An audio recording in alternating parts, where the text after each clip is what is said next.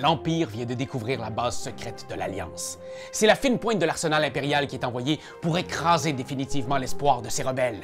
La bataille de Hoth vient de commencer. Puis ça va être hot. Hot, hot, hot.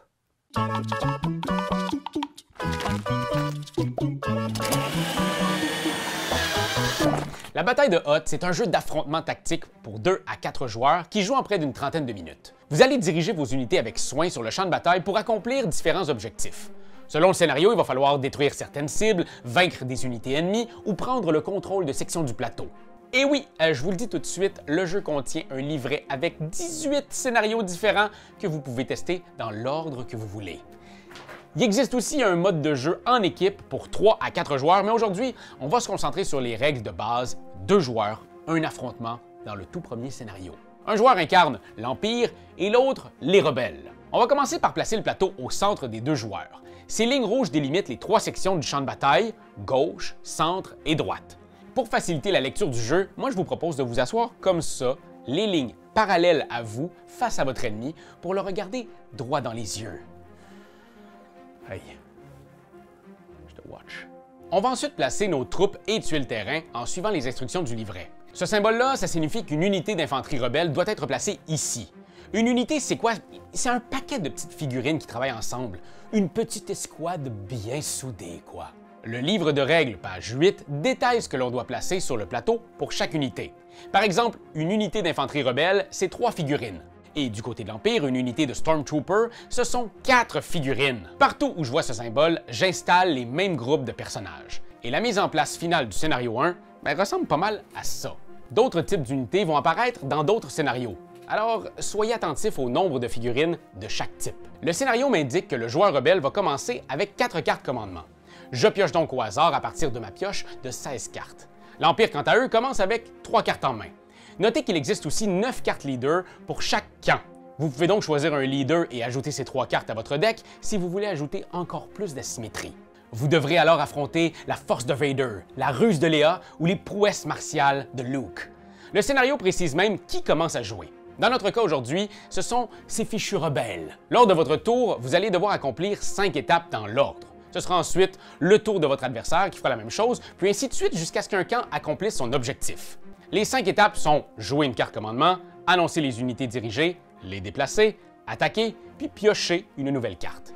D'abord, jouer une carte vous permet d'effectuer différents types de manœuvres. Vous avez les cartes sections qui vous permettent d'activer un certain nombre d'unités dans une section du plateau. Et vous avez les cartes tactiques qui vous décrivent une manœuvre spécifique. Par exemple, cette carte-là me permet d'activer 2 unités de mon choix dans le secteur gauche du plateau. Celle-ci me permet d'activer 3 unités et ce, absolument n'importe où. Wow! Vous allez vite réaliser que le jeu repose sur le choix des cartes à jouer. Quel est le meilleur moment pour jouer la carte qui vous laisse bouger toutes vos unités de droite? Devriez-vous d'abord envoyer des troupes à partir du centre? Vaut-il mieux abandonner le flanc gauche si vous y trouvez aucun objectif clé? Notez aussi qu'une unité située sur la ligne rouge est considérée dans les 2 sections du plateau à la fois. Elle vous offre donc une certaine flexibilité. Je vous donne des petits trucs comme ça, là. C'est gratuit.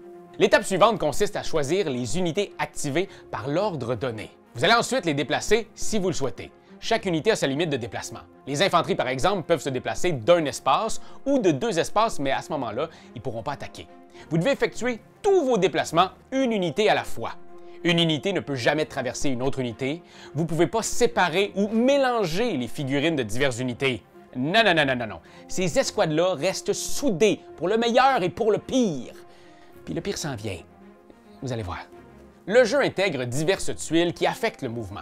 Les crevasses sont infranchissables, sauf pour les unités volantes. Les seracs bloquent le chemin de tous et vont même entraver vos lignes de tir. Les bâtiments et les ruines arrêtent le déplacement de toute unité qui y rentre.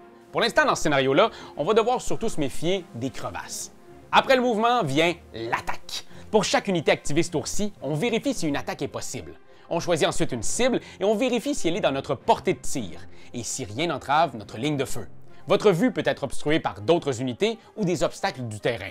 Si le champ est libre, vérifiez combien de dés vous pouvez lancer selon votre distance de tir. Encore une fois, ce petit aide de jeu-là va vous être vraiment utile. Promis. Mon infanterie ici est à 2 cases de cette unité droïde. Comme indiqué, je vais alors lancer 2 dés. Pour infliger des pertes, je dois obtenir un résultat sur les dés correspondant à ma cible. Ce symbole signifie une touche sur l'infanterie, ça c'est une touche sur un véhicule, et cette explosion-là me permet de toucher n'importe quelle unité. Puis ça, c'est raté. Too bad. Donc, dans ce cas-ci, la seule touche valide est sur ce dé.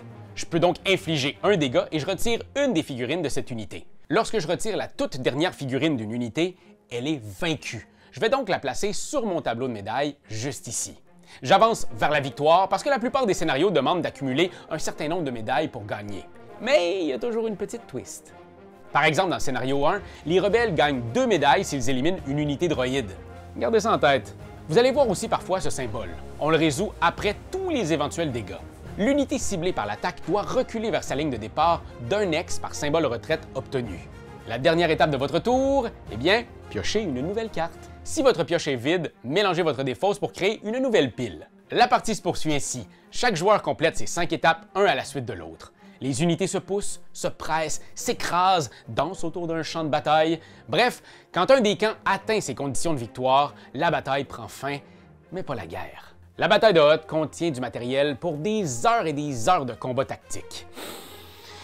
Des unités terrifiantes comme les AT-AT, des cartes leaders qui varient les stratégies, des troupes d'élite représentées par ces jetons qui procurent des pouvoirs cool comme permettre une deuxième attaque après avoir éliminé une unité, ou les mitrailleuses qui prennent un temps fou à mettre en place mais qui peuvent relancer leurs dés pour plus de précision sur leurs dégâts. Ben voilà, je pense que vous avez tout en main pour vous lancer dans l'arène et déterminer le destin d'une galaxie très lointaine. Bonne partie les amis, et que la force soit avec vous pour toujours. Commentez!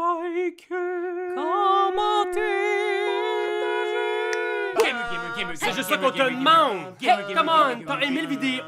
Il y en a plein ici qui pourraient être trop cool! Abonne-toi! Like donc! Puis vas-y, donne des commentaires! Des commentaires, on en veut des tonnes! Tu veux devenir mon patron? Va sur Patreon! Va sur Patreon! Hey!